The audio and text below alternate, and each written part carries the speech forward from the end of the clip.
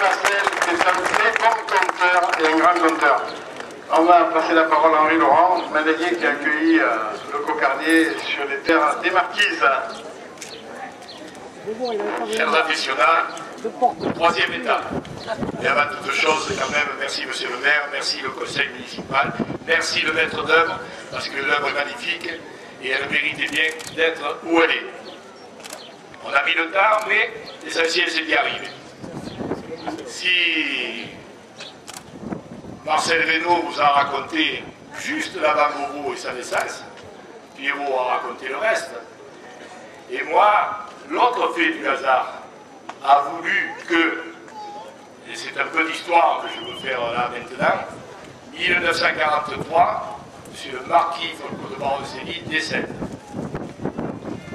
1944, un peu avant Noël, Bobo naît, mais vous ne savez pas encore qui allait être Bobo. Période de trouble, comme chacun sait, les choses n'étaient pas faciles, Marcel l'a raconté. C'est un hasard que cette vache soit passée à travers les balles des braconniers, en fait passant. Et à ce moment-là, bien sûr, Henri Aubanel et Riquette Aubanel, fille du marquis, héritent de la manade. Les choses sont, comme je vous l'ai dit, difficiles. Henri Aubanel et Paul Laurent étaient amis, se connaissaient bien, et Henri fait appel à Paul pour faire un bout de chemin ensemble. De cette période naît une petite association qui a duré 3-4 ans, pendant laquelle les choses sont allées un peu mieux, et pendant ce laps de temps, Bobo a fait ses débuts au Kélaf, au mois d'août, en Languedoc, puis il est allé à Mauriès, en Provence, et du Languedoc à la Provence, on commençait à parler de ce jeune taureau qui avait beaucoup de nerfs, beaucoup de vigueur, et qui promettait beaucoup. Et c'est arrivé aux oreilles de tous les éleveurs. Et mon père n'avait de cesse que de rencontrer Henri Aubanel, mais c'est Henri Aubanel qui est venu voir mon père encore une fois, en lui disant il serait peut-être mieux aux Marquises.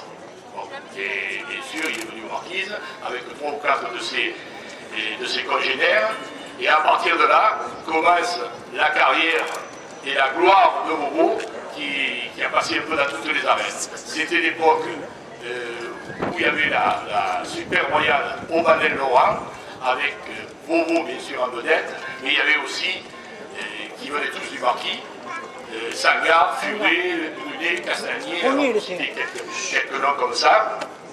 Les rasoteurs de l'époque s'appelaient Vol, Fridani, les frères Doudou, et à ce moment-là aussi, lors de cette génération, est né 2 rasoteurs vedettes.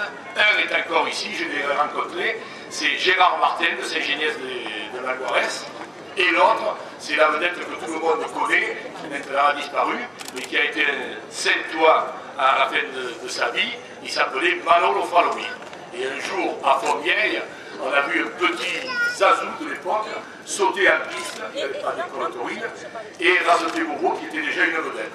Et il a raseté Bobo, un peu comme Dieu, et il est parti de là. Voilà.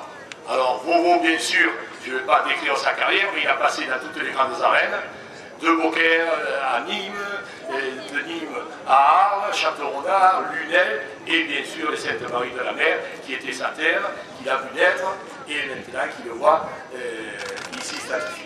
Je ne voudrais pas terminer ces quelques paroles sans rendre hommage au marquis Folco de Baroncelli et à mon père, Paul Laurent, qui l'un a été le poète que tout le monde connaît en Camargue et ailleurs, et l'autre a été un homme d'affaires qui a fait beaucoup pour la manade, pour la bouvine, et Bobo, à mes yeux, entre 1943 et le moment où mon père a acheté les premières dettes qui venaient du marquis, c'est un trait d'union et un hommage aujourd'hui à ces 2 grands hommes quand même qu'on doit se rappeler. Voilà. Merci à tous.